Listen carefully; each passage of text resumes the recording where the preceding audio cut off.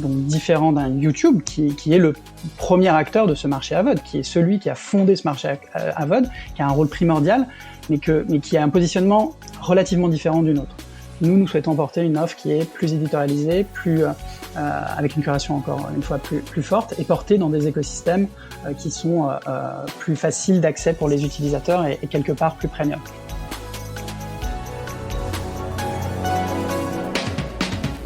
Bienvenue dans Mediarama, le podcast qui explore la galaxie des médias. Ici, nous partons à la rencontre de celles et ceux qui façonnent les contenus, les usages et les stratégies de demain. Je suis François Desfossés, cofondateur de Cosa Vostra, agence de conseil tech et créative. Nous accompagnons les médias dans leur transformation digitale. Contactez-moi sur mediarama@cosavostra.com, sur LinkedIn ou sur notre site cosavostra.com.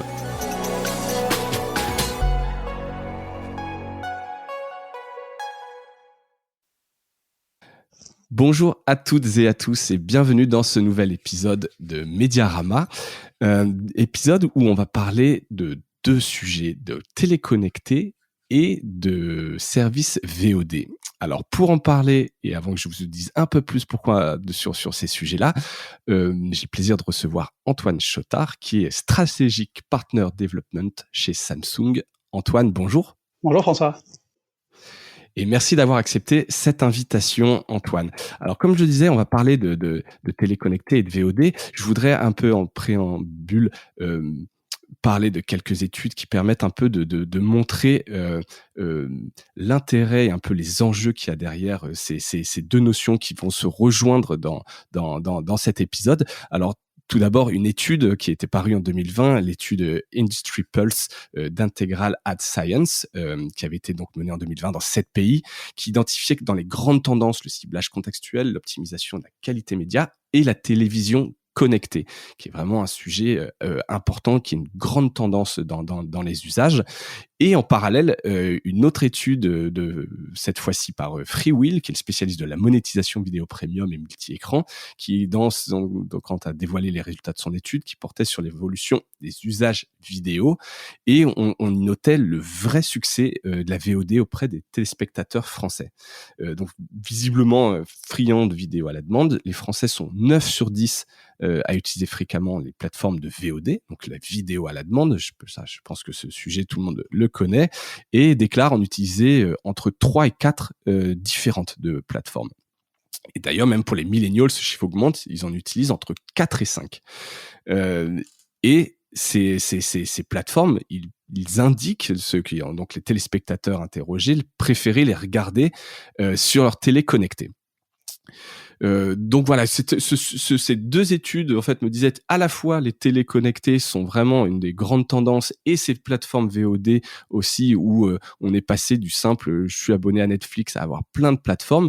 Je trouvais assez intéressant de te recevoir Antoine, puisque toi tu travailles donc chez Samsung et tu vas nous préciser un petit peu ce que tu fais, puisque Samsung propose un service de VOD sur ces téléconnectés notamment, mais pas que. Et donc essayer de comprendre dans cet épisode un peu cette industrie, comment les modèles économiques qu'il y a derrière ces services de VOD sur les téléconnectés, le type de contenu qu'on peut y retrouver. Donc toi, tu es un peu un expert de ce sujet-là. Est-ce que tu peux nous raconter en quelques minutes ton parcours qui fait que tu arrives aujourd'hui depuis quelques mois chez Samsung? Je crois que ça fait pas très longtemps, tu vas nous expliquer ça. Et puis un peu tous tes apprentissages avant qu'on entre vraiment dans le vif du sujet. Ouais, bien sûr, avec plaisir. Merci François encore pour l'invitation. Donc oui, moi je suis un expert des contenus de par ma carrière.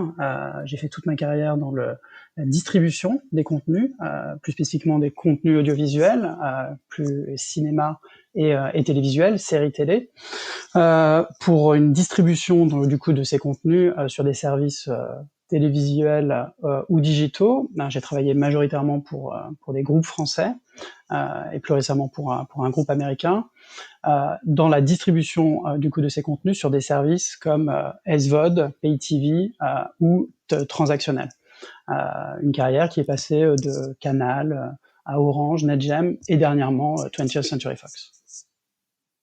D'accord, donc une vraie, voilà, c'est toute ta carrière et sur, alors peut-être même ça va jusqu'à la négociation, des contenus, des droits et leur distribution sur ces services de VOD. Donc là, tu es maintenant chez Samsung, donc depuis, septembre dernier. Donc tu es vraiment un peu au cœur de ce que tu as fait, ces dernières années.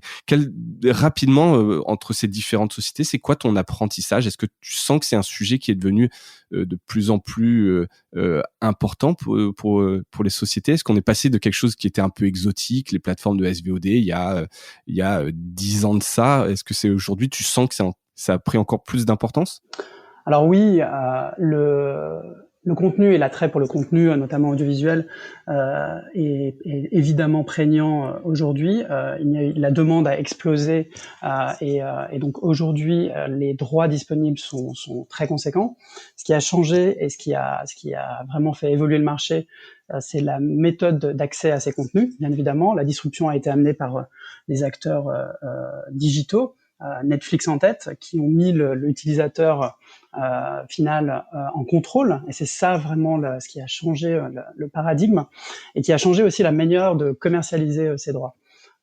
Et donc la distribution audiovisuelle est un métier qui est vieux comme le cinéma ou la télé, mais cette distribution a réellement évolué et a changé nos métiers, notamment mon métier, puisque majoritairement des deals de distribution se faisaient au niveau des contenus et pouvaient être négociés pour au niveau des droits des contenus pour une distribution sur des services. Et on sent que le shift s'est fait vers une négociation sur les services eux-mêmes et sur cette distribution de ces services dans des écosystèmes et sur des plateformes qui sont, elles, aujourd'hui, les têtes de pont de ces nouveaux usages et de cette nouvelle économie audiovisuelle. C'est ça, un renversement de priorité. C'est vraiment ces plateformes-là qui sont presque prioritaires. Et donc, en parlant de plateforme, donc Samsung aujourd'hui, c'est devenu une plateforme de streaming. Enfin, avec votre service, c'est Samsung Plus, que tu vas peut-être pouvoir nous présenter rapidement pour nous expliquer, puisqu'en plus, je pense que de Samsung TV+, exactement, et qui peut être un peu différent d'un pays à un autre. Donc ça, je te demanderais peut-être de nous expliquer. Aujourd'hui, cette plateforme, est-ce qu'elle rentre en concurrence avec les contenus et services que par ailleurs vous mettez en avant sur ces téléconnectés? Alors c'est une bonne question. Le Samsung, en tant que constructeur, a bien évidemment une excellence sur les produits qui sont mis sur le marché par Samsung. C'est là que s'est fait la valeur de Samsung, et par sa force de distribution et sa force marketing. Il paraissait du coup naturel pour Samsung de vouloir additionner à ces produits, c'est l'excellence de ces produits, des couches de services. Si on parle de services audiovisuels, Samsung a un écosystème principal qui est dans son écosystème télé, dans lequel il y a un business, on va dire, traditionnel, standard, de distribution de services tiers, qui est aujourd'hui qui reste l'activité principale pour accéder au contenu audiovisuel, donc la distribution d'un Netflix, d'un Disney+, d'un Salto sur l'écosystème télé. Mais dans cet écosystème, Samsung a voulu aller un peu plus loin et remonter quelque part un peu la filière, s'investir un petit peu plus dans le monde des contenus. Et donc, pour la première fois, en tous les cas, les contenus audiovisuels, Samsung a décidé d'éditer et d'opérer un service en propre, qui est ce service, Samsung TV+, dont je suis en charge du développement des offres sur la France, et qui est un service de streaming.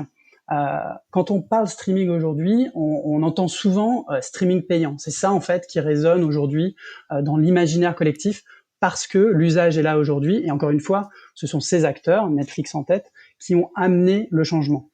Sauf que le streaming, il peut être payant, mais il peut être également gratuit, financé par la publicité.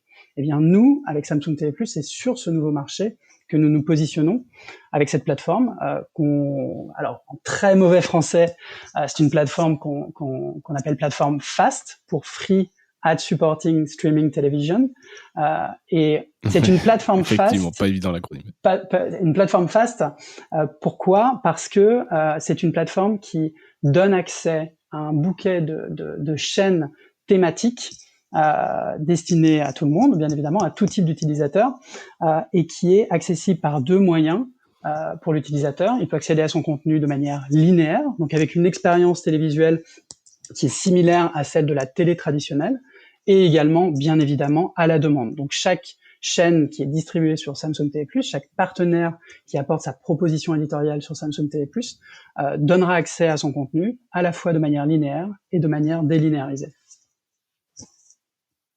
D'accord. Alors pour prendre un petit peu de hauteur, et tu l'as dit, donc c'est un service de streaming gratuit qu'on peut donc consommer sur sa télévision Samsung. Quel est le vrai objectif? Est-ce que c'est une nouvelle business unit? C'est un nouveau service sur lequel vous allez gagner de l'argent? Tu disais peut-être par la publicité, on y reviendra après. Ou est-ce que, un peu à la Apple, l'objectif c'est de vendre du hardware, c'est de vendre de la télévision? C'est quoi la vraie, le pourquoi de ce service de streaming TV+? Le pourquoi, c'est qu'est-ce que les utilisateurs vont chercher aujourd'hui? Quels sont leurs besoins? Quels sont leurs usages? Et ce qu'on peut voir, c'est que l'utilisateur aujourd'hui souhaite avoir accès à l'ensemble de ses services et l'ensemble de ses contenus de manière ubiquitaire, simple, facile et avec le moins de friction possible. De là est né, de ce constat évident, est née l'arrivée de ce service qui a été créé en 2018 par nos équipes américaines pour pouvoir proposer en fait un service qui est simple, encore une fois. C'est les valeurs qui sont derrière, c'est la simplicité, la facilité d'accès, la gratuité, qui permet de s'adresser à tout le monde et de rendre disponible ce contenu à tout le monde et de le mettre quelque part au centre de nos propositions. Le but n'est certainement pas de remplacer les propositions existantes, que ça soit encore une fois un Netflix ou les services Amazon, Disney, ouais, tous ces services que vous Exactement. mettez en avant d'ailleurs, par ailleurs. Et qui restent des partenaires stratégiques pour Samsung. Le but est d'offrir du choix. Le but est réellement de proposer plus de contenu à l'utilisateur. Et quand je dis plus de contenu, c'est pas non plus le noyer sous le contenu, mais des contenus qui ne sont pas forcément ou plus forcément portés dans des univers télévisuels, et pas que télévisuels, on pourra en parler parce que notre terrain de jeu n'est pas que l'écran télévisuel, c'est évidemment notre moyen d'expression principal, mais ce n'est pas le seul. Et d'apporter du coup de la complémentarité des offres avec, comme je le disais, des contenus qui, encore une fois, ne sont plus sur ces écrans ou qui ne le sont pas encore d'une certaine manière. En tous les cas, pas d'une manière éditorialisée et avec un niveau de curation que nous demandons chez Samsung TV+. Et ça passe par quoi cette demande de curation? C'est-à-dire qu'au moment de sélectionner les offres de contenu que vous allez proposer sur le service, vous avez des négociations, vous avez un cahier des charges sur le type de contenu, la manière de le présenter? Le but, c'est réellement de développer des offres locales. Tu parlais tout à l'heure de notre service en France, il est spécifique à la France. Oui, évidemment. L'importance du local et de la culture locale qui s'exprime à travers nos offres est évidemment un paramètre fondamental sur Samsung TV+. Nous sommes aujourd'hui disponibles sur 7 territoires européens principalement. Nous allons en lancer 9 autres très bientôt. Le but est de, bien évidemment, localiser nos offres et de nouer des partenariats avec les distributeurs, les éditeurs, les producteurs locaux. Pas que, évidemment, nous avons des partenaires globaux, mais nous souhaitons réellement développer une relation privilégiée avec la chaîne de valeur française. Et donc le but... Donc, par exemple, Salto, je crois qu'on parlait de Salto, je crois que tu as mentionné Salto, on retrouve Salto sur la plateforme. Eh bien non. Pourquoi? Parce que Salto est un service payant. Salto est un partenaire de Samsung et est distribué dans l'écosystème télé Samsung. Son service est disponible en tant que service standalone comme Netflix, au même titre qu'un Netflix. Et donc un Salto aura sa distribution comme un Samsung TV+. Nous sommes évidemment naturellement intégrés à l'écosystème étant Samsung dans un écosystème Samsung, un service Samsung dans un écosystème Samsung, mais au global, nous sommes un service parmi d'autres. C'est vraiment, c'est vraiment un service, encore une fois, additionnel, complémentaire. Le but, c'est d'apporter quand même de la différence et de la richesse à l'utilisateur. Très clair, et évidemment, Salto étant payant, tu as tout à fait raison, j'aurais pu y penser, mais moi je posais la question, donc on retrouve Salto, voilà, comme vous dealez avec un Netflix, un Amazon, etc. D'ailleurs, petite question, alors j'imagine que non, mais je pose quand même la question, il n'y a pas un côté un peu contradictoire à donc signer avec ces services-là, et en même temps, vous essayez probablement de mettre plus en avant votre service. Il n'y a pas un peu une petite concurrence entre je sais pas si c'est toi par exemple qui négocie avec Netflix, Amazon, Salto, ou est-ce que tu es vraiment uniquement toi sur la plateforme de streaming. Il n'y a pas une concurrence un peu à savoir lequel on va mettre plus en avant pour essayer de capter un peu plus d'usage, de temps de cerveau entre guillemets. Il y a une concurrence en interne par rapport à ces services? C'est une excellente question. C'est une question complexe parce qu'on vit dans un monde complexe. Et donc les écosystèmes que l'on construit doivent être le reflet, on va dire, de cette complexité, mais surtout avec une traduction simple. C'est-à-dire que ce qu'on va proposer à l'utilisateur, il faut que ça soit le plus simple possible. On part toujours de l'utilisateur. Donc moi, je suis vraiment dédié à cette plateforme Samsung TV+. Mon travail est dédié à cette plateforme Samsung TV+. Il y a d'autres équipes, notamment des équipes françaises, qui font un travail formidable pour développer des partenariats avec les acteurs locaux, dont un Salto, qui est distribué aujourd'hui dans notre écosystème télé. Mais le but est réellement de proposer, encore une fois, une offre différenciante. Donc, est-ce qu'il y a une compétition? Oui, effectivement, mais le but est réellement d'aller offrir, encore une fois, de la complémentarité et potentiellement du rebond entre les différents univers.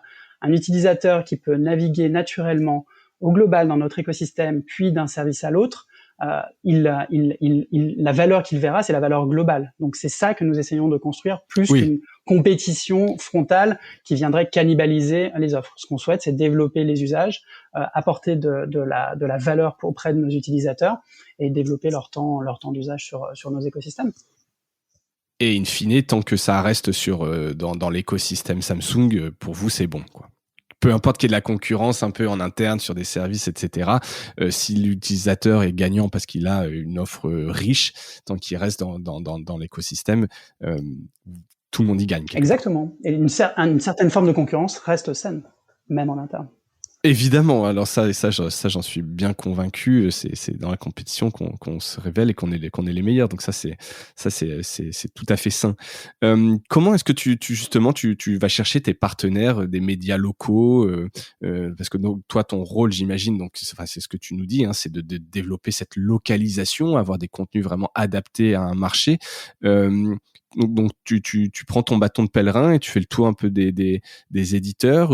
Tu as un choix éditorial en disant tiens, il me faut plus. J'ai vu que vous aviez signé donc récemment avec Animeland, c'est ça ou avec Anime Digital Network, exactement.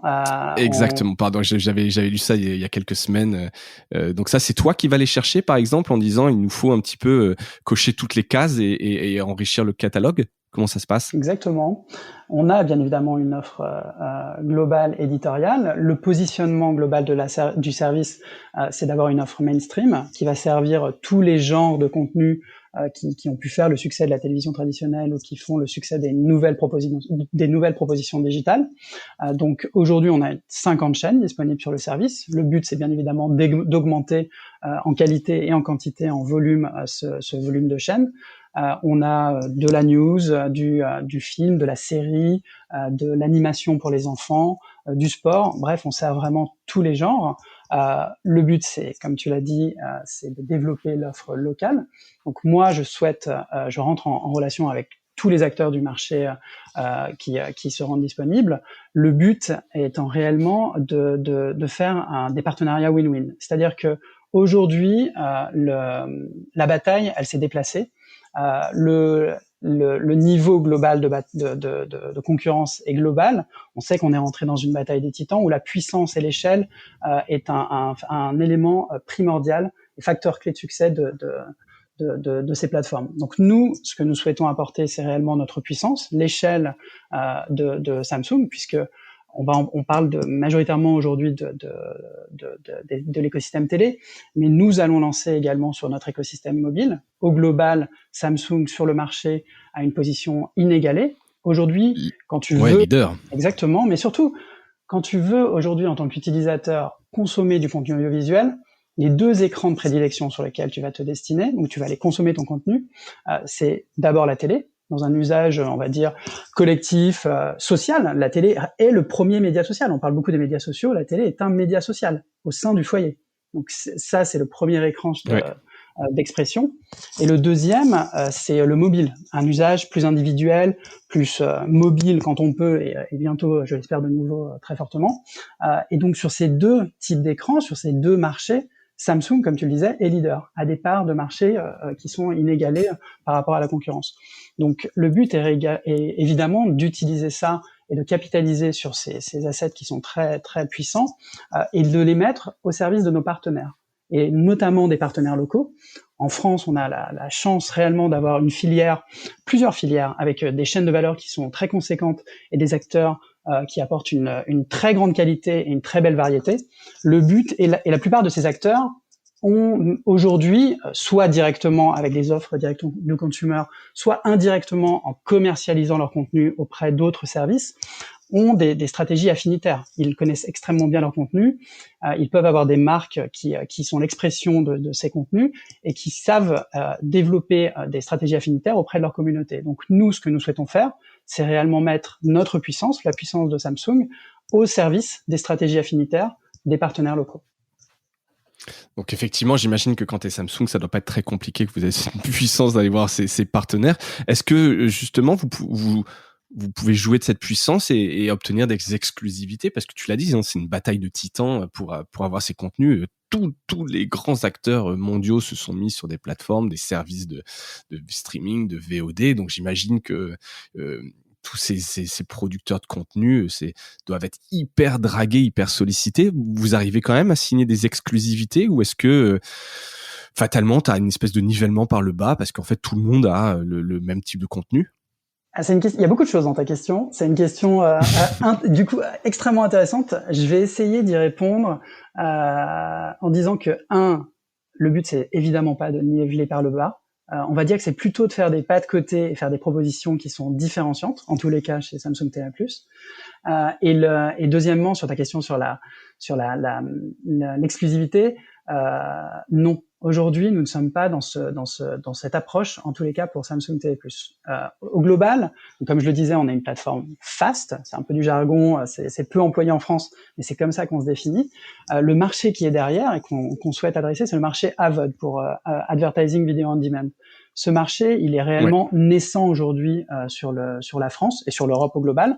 C'est un marché extrêmement puissant et déjà à un certain niveau de maturité sur les États-Unis, et Samsung TV+ a un rôle primordial sur le développement de ce marché sur le marché US.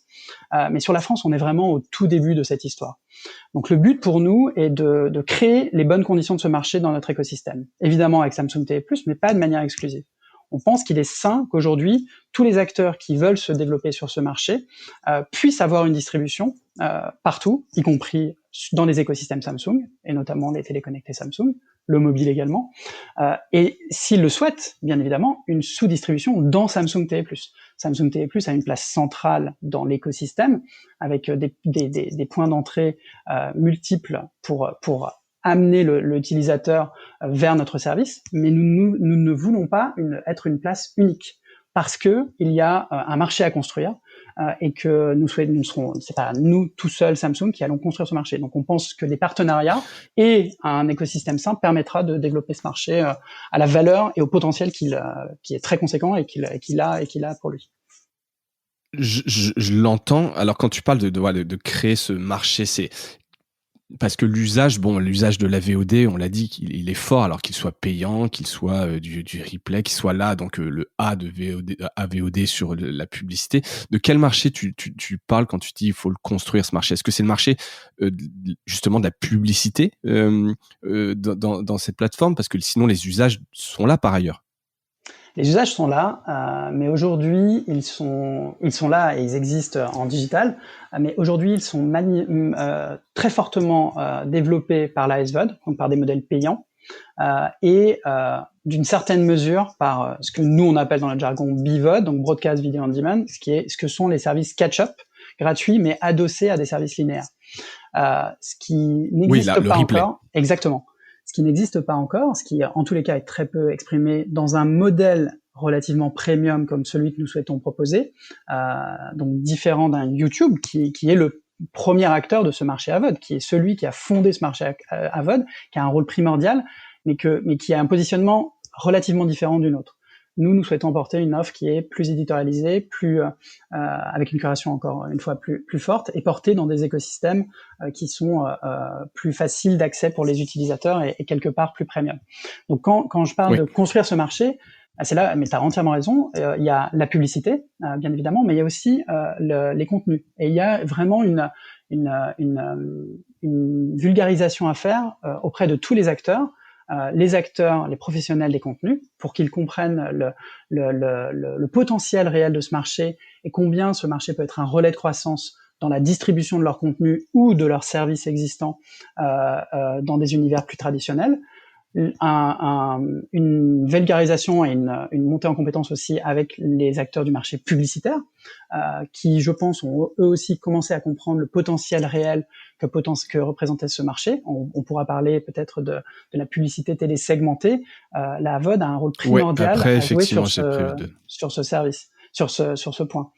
Et le dernier point, qui est en fait le premier, c'est que les utilisateurs s'approprient ces nouveaux services et puissent répondre à ces nouvelles propositions. Ouais, non mais c'est effectivement très clair. Donc je comprends qu'effectivement vous avez intérêt à pas forcément signer d'exclus, mais d'avoir un maximum de contenu, que les acteurs s'y retrouvent, soit sur plus de plateformes pour que ces usages s'ouvrent. Tu parlais de YouTube qui est un peu le premier sur ces modèles en fait donc de AVOD sur la publicité. Moi, simple utilisateur de YouTube, j'ai deux remarques. J'ai l'impression que YouTube met de plus en plus de publicité. J'ai commencé à avoir un peu une espèce de rejet parfois à aller sur YouTube parce que t'as vraiment énormément de pubs. J'ai l'impression qu'il y en a de plus en plus, et d'être sollicité justement pour essayer YouTube Premium, malgré le fait que je leur ai dit 1000 fois que non, je voulais pas essayer.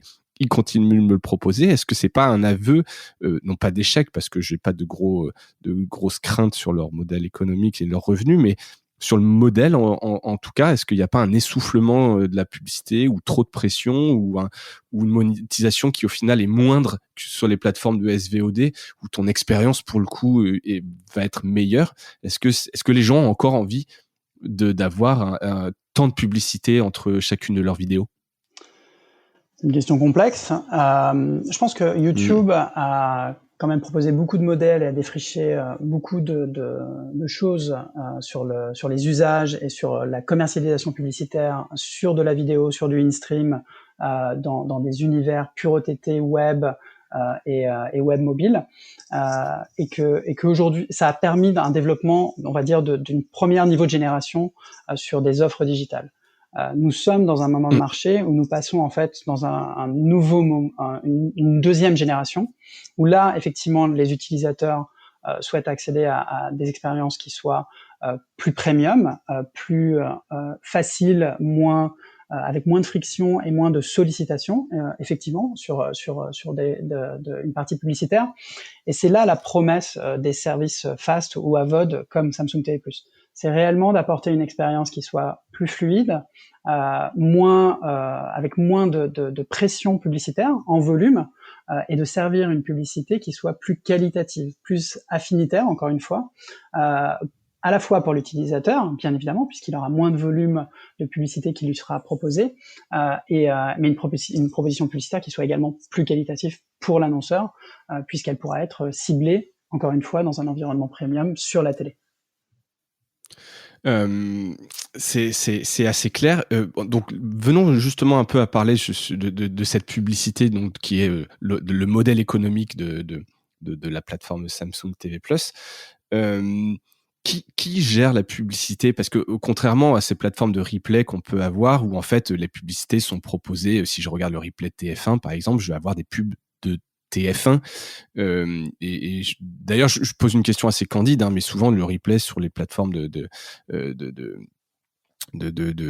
FAI, les box, je sais pas comment se passe la répartition des revenus publicitaires, mais j'ai quand même l'impression que les pubs sont proposées par les chaînes. Donc, si je regarde un replay de Koh-Lanta, par exemple, je vais avoir une pub proposée par TF1. Tu me diras peut-être je me trompe. Comment ça se passe chez vous? Est-ce que chaque producteur de contenu arrive avec son propre flux de publicité, ou est-ce que c'est vous qui gérez ça et il y a un partage de revenus qui est fait a posteriori? Tu peux nous expliquer un petit peu le modèle un peu précisément, et peut-être techniquement, comment ça se passe? Ce que nous proposons, c'est des modèles relativement simples. Le but, encore une fois, c'est créer de la valeur complémentaire auprès de nos partenaires et auprès des annonceurs. Donc, développer du reach complémentaire pour eux et pouvoir aller cibler ce nouveau reach. Les modèles que nous avons avec nos partenaires de contenu il y en a deux qui reposent sur un partage de la valeur.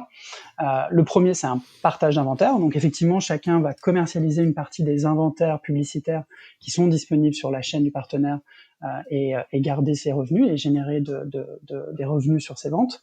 Ou un partage de revenus. Nous avons notre régie Samsung Ads qui commercialise un certain nombre de produits publicitaires, dont le produit vidéo Samsung TV+, et qui vont commercialiser ces espaces et sur lesquels nous partageons ensuite les revenus avec nos partenaires de contenu. Donc ça, c'est vraiment le modèle d'affaires que nous proposons. Le but, encore une fois, est de créer de la valeur additionnelle sur cette publicité ciblée. C'est vraiment là qu'est la valeur réelle que nous pouvons apporter sur des marchés à VOD et dans des écosystèmes comme celui de Samsung. Ok, donc pour bien je résume pour voir si j'ai bien compris, il y a les deux systèmes, c'est-à-dire que il peut y avoir les chaînes donc qui proposent leur contenu sur votre plateforme, qui poussent leur publicité, et il peut y avoir aussi des publicités que vous proposez via votre régie. Et à chaque fois, c'est exactement ça, sauf qu'à chaque fois, ça sera une publicité qui est spécifique à notre plateforme. C'est une publicité, qu'elle soit commercialisée par l'un ou par l'autre, c'est un format publicitaire qui est spécifique, encore une fois, à la plateforme et aux chaînes qui sont distribuées sur la plateforme. D'accord. Et alors, avant qu'on revienne dessus, mais ce sont les mêmes emplacement publicitaire. Excuse-moi, là, ça c'est vraiment une analogie qui vient plutôt du digital des sites, mais il n'y a pas en fait, vous commercialisez le pré-roll, et puis ça peut être du mid-roll, etc. Non, il y a un certain nombre d'emplacements publicitaires, et c'est soit une pub qui est que vous avez proposé, soit qui est proposé par la chaîne, je l'appelle comme ça, ou le producteur de contenu, peu importe. Mais voilà, c'est pas chacun ses espaces, et vous, c'est quand je lance le service, un interstitiel, et eux, c'est du in-stream. Non, c'est totalement partagé. Exactement. Les emplacements, l'inventaire. Exactement. C'est sur des bases faires de partage de l'ensemble des inventaires et des formats publicitaires que l'on a pour que le business soit fait de manière équitable entre nous. D'accord. Et qui décide du nombre de publicités, de la pression marketing? Est-ce que ça, c'est quelque chose que vous, en tant que propriétaire de la plateforme, vous pouvez imposer en disant, nous, on estime qu'il faut un maximum de X publicité? Est-ce que c'est fait en accord? Là, c'est vraiment de la curiosité, comprendre un peu comment vous gérez ça, parce que moi, en tant qu'utilisateur, évidemment, la pub, j'aime bien dans une certaine mesure, mais pas trop. Or, vous, c'est le curseur, c'est le modèle aussi économique. Plus t'en mets, plus tu gagnes, mais après tu risques de perdre. Comment est décidé ce maximum peut-être de publicité à afficher? Alors, on s'inscrit dans un cadre législatif. On est bien évidemment soumis à une régulation à laquelle on répond bien évidemment, et qui est notre cadre global. Et dans ce cadre-là, nous avons certaines règles que nous discutons avec nos partenaires, mais au bout du compte, c'est le partenaire qui décide de sa pression publicitaire sur sa chaîne. Le partenaire reste éditeur de sa chaîne. Et donc aura le fin mot sur la pression et le nombre de coupures publicitaires, notamment sur la partie linéaire de sa chaîne. C'est vraiment comme ça que nous construisons les modèles avec eux. Ouais, surtout effectivement sur un produit linéaire, c'est un peu plus difficile de leur imposer quoi que ce soit. Donc, c'est-à-dire qu'on n'a pas forcément la même expérience en termes de pression publicitaire d'une chaîne à une autre. Exactement. Parce que chaque chaîne est spécifique. Encore une fois, le but pour nous est de multiplier les propositions sur des genres et des sous-genres qui sont réellement spécifiques. Chaque chaîne aura, entre guillemets, son contenu de niche. La niche peut être hyper ciblée ou vraiment très très large. La niche a beaucoup de valeur dans notre bouche parce que elle permet une proposition de contenu qui soit réellement spécifique à la chaîne et s'adressant à sa communauté. Donc c'est la même chose quelque part sur la publicité. Elle doit être le reflet de ce qu'est la chaîne du partenaire et du type de contenu qu'il va aller proposer aux utilisateurs.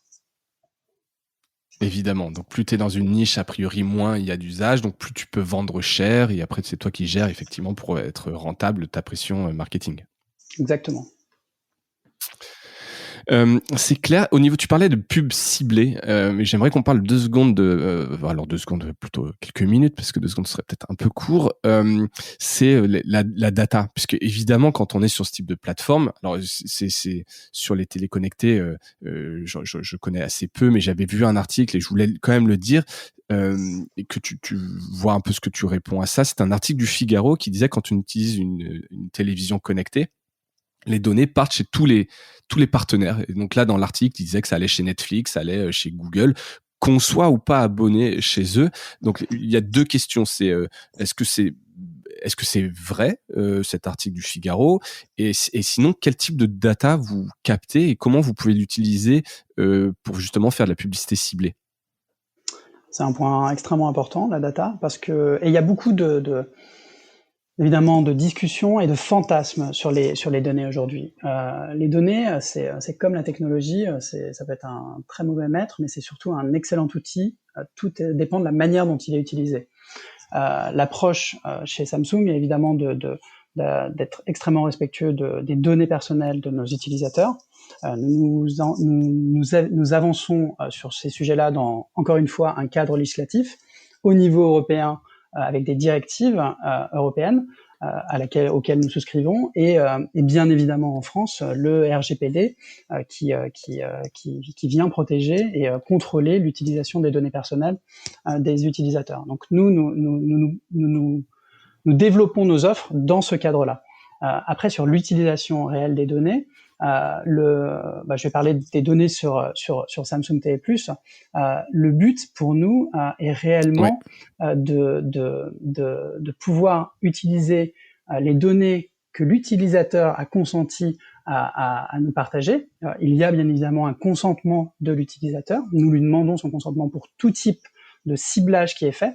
Et ça, c'est vrai pour Samsung TV+, mais c'est vrai pour toute action publicitaire dans l'écosystème télé de Samsung, télé et mobile. Encore une fois, c'est les 2 écosystèmes sur lesquels nous développons nos offres.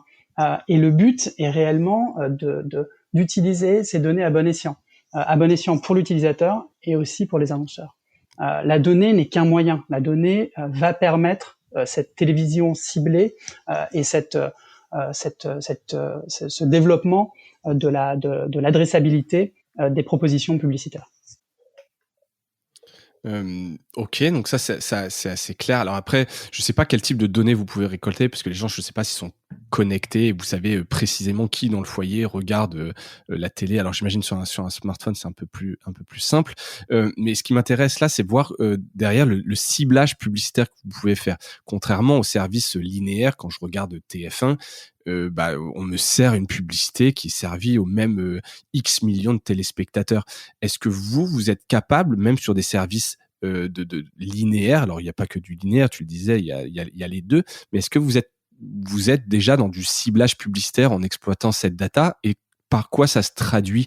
Est-ce que c'est de la programmatique? Est-ce que c'est essayer un peu de comprendre comment vous faites? Est-ce que vous avez des publicités que vous servez? Je suis assez néophyte sur la matière. Donc ma question est, quelle data vous pouvez utiliser et est-ce que vous faites du ciblage publicitaire et comment ça se passe? Alors, ça dépend, t'as combien de temps devant toi? Le sujet, le sujet est extrêmement vaste. Moi, je suis vraiment plus un expert des contenus qu'un expert de la publicité, mais juste pour cadrer, j'ai donné 2-3 points sur ce sujet publicitaire qui est évidemment très prometteur et extrêmement intéressant. Juste une petite aparté sur ce que tu disais sur TF1. Ce que tu as dit sur TF1 sur une publicité unique servie à des millions de personnes, ça n'est plus vrai aujourd'hui.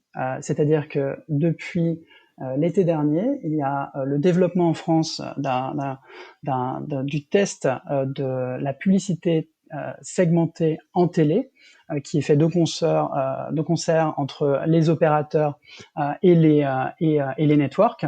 Et donc, il y a déjà la promesse qui est en train d'être déployée sur le territoire national de cette publicité segmentée, également pour les télés traditionnelles. Et donc, c'est quelque chose qui est en train de se développer. Donc, uniquement sur le via marché. La TNT, j'imagine, avec un ciblage géographique. J'imagine, c'est si je suis dans tel département, que je capte la TNT dans tel département, on peut me servir plutôt. Mais on ne sait pas si je suis un homme, une femme, ni mon âge. Alors, sur le détail des données, je pourrais pas rentrer dans le détail, mais les intervenants de la chaîne de valeur qui permettent ça, c'est aujourd'hui majoritairement les FAI. C'est via l'IPTV, plus que la TNT, que cette promesse d'une publicité ciblée est possible. Mais il y a beaucoup de points de contrôle pour permettre ça, et un cadre qui est encore une fois très circonscrit et qui est aujourd'hui dans une phase de test des acteurs. Donc ces acteurs-là se sont positionnés sur ce nouveau marché et le déploient. Nous positionnons également sur ce marché, et pas de manière frontale. Nous souhaitons encore une fois apporter de la valeur complémentaire. Le challenge, en fait, de cette nouvelle publicité et du ciblage de cette publicitaire, il est triple. Et là, je vais citer, on parlait de TF1, l'ancien patron de la tech de TF1, Julien Boirault, qui a très bien exprimé quels étaient les 3 challenges de cette de cette publicité télé segmentée. Un, c'est l'adressabilité. Donc, c'est effectivement utiliser les données à bon escient pour pouvoir aller servir une publicité ciblée, adressée à certains utilisateurs selon certains KPI. Donc ça, c'est le premier challenge qui est en train d'être déployé, encore une fois, dans ces tests de publicité segmentée déployés par les networks et les FAI en France. Le deuxième, c'est l'attribution, parce que aujourd'hui, la publicité télé traditionnelle reste le format publicitaire le plus puissant, le plus mass média, qui va toucher le plus d'utilisateurs. Sauf que prouver la valeur et l'efficience de ce modèle reste quelque chose qui est réellement en devenir. Donc l'attribution, permettre le monitoring des campagnes, et pour l'annonceur d'avoir de A jusqu'à Z une lisibilité de son retour sur investissement, c'est une des promesses de cette publicité, cette publicité segmentée que nous déployons. Donc ça, c'est le deuxième challenge. Et le troisième, c'est l'accessibilité. Accessibilité pour un très grand nombre d'annonceurs. Aujourd'hui, le format publicitaire a des standards qui sont très élevés, qui donc du coup ne sont ouverts qu'à des annonceurs qui ont des budgets relativement importants. Le but est grâce à la tech, de baisser les coûts d'entrée pour des annonceurs qui sont peut-être plus locaux, plus régionaux ou avec des budgets moindres, et de pouvoir venir sur ce nouveau moyen d'expression et ce nouveau moyen de commercialisation de leur publicité. Ouais, ça c'est intéressant effectivement. Donc toucher des plus petits bassins, donc tu peux être vraiment dans le moins de copies distribuées quelque part, mais beaucoup plus affinitaire. Et vous êtes là-dedans clairement, c'est-à-dire que alors tu me l'as dit, et c'est pas toi qui t'occupes de la publicité, t'es plus sur les contenus, mais vous êtes dans ces logiques un peu de test, d'aller chercher des annonceurs, de la publicité via votre régie. Tout à fait.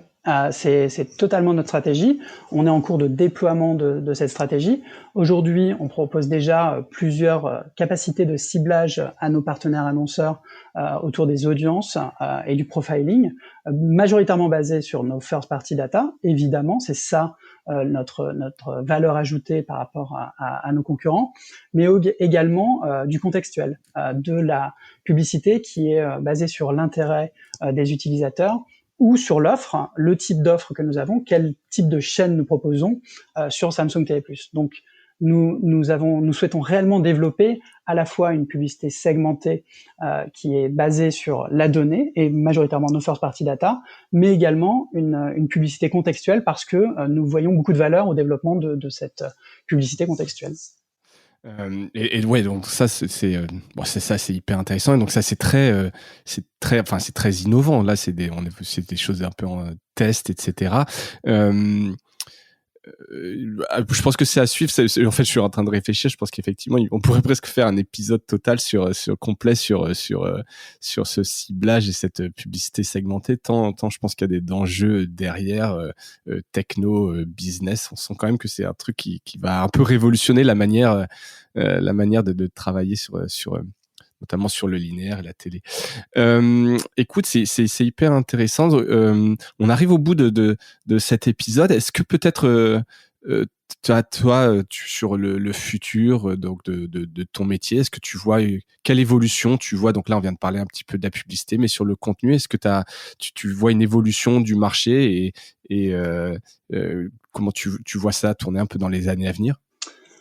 Alors, c'est une question très large qui Ouais, très est large, un peu d'ouverture, mais c'est toi le... qui travailles depuis quelques années dans le contenu, c'est se dire, est-ce que tu sens, peut-être que sur la publicité, les gens vont en avoir marre, ou peut-être un peu des évolutions, des attentes que tu as dans les années à venir.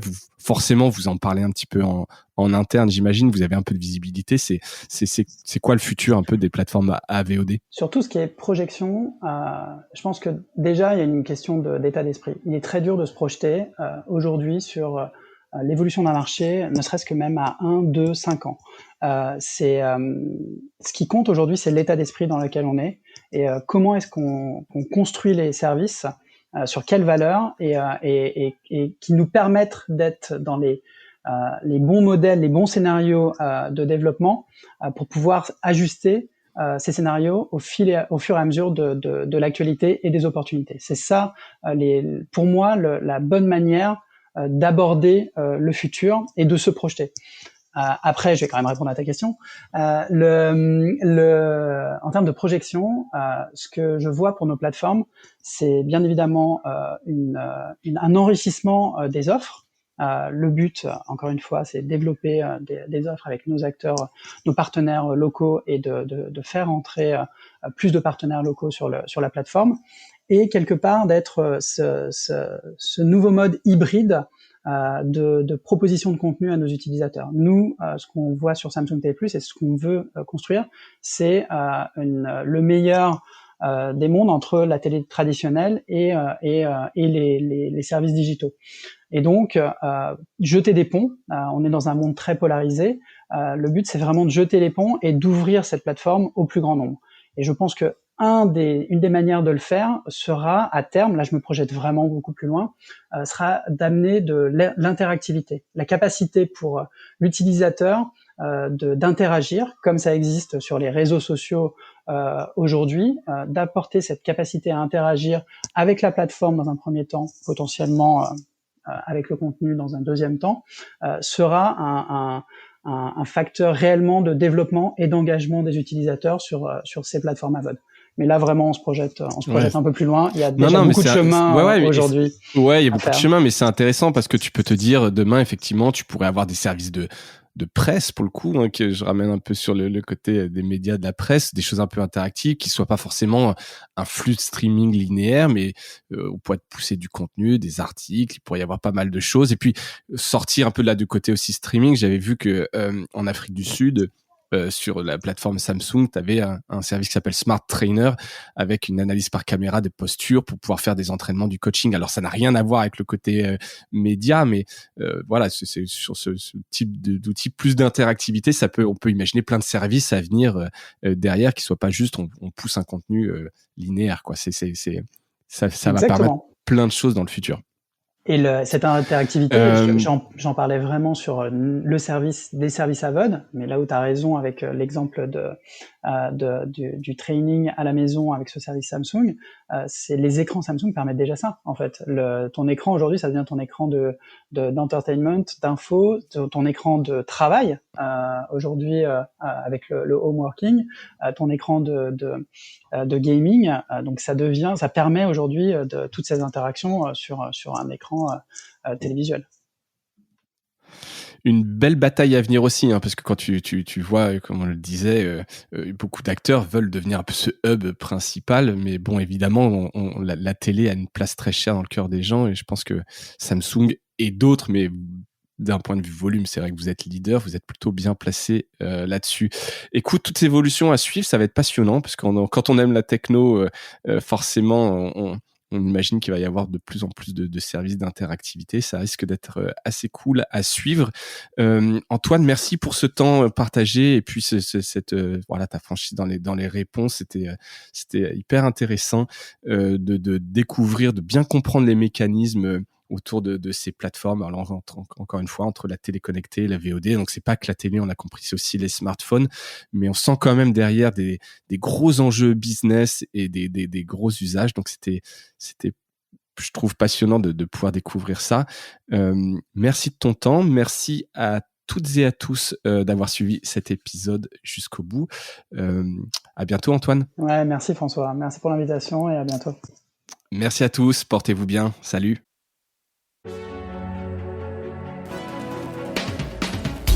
Merci d'avoir écouté cet épisode de Mediarama. J'espère qu'il vous a plu. Si c'est le cas, abonnez-vous pour ne rater aucun épisode, parlez-en autour de vous et laissez-moi un commentaire sympathique sur Apple Podcast, ça m'aide à remonter dans les classements. N'hésitez pas non plus à le partager autour de vous, chaque nouvel auditeur intéressé est une victoire. Si vous avez besoin d'un accompagnement tech et créatif, que ce soit pour votre stratégie de présence en ligne, la refonte de votre site ou encore l'obtention d'une subvention, n'hésitez pas à me contacter à l'adresse mediarama@cosavostra.com. À bientôt!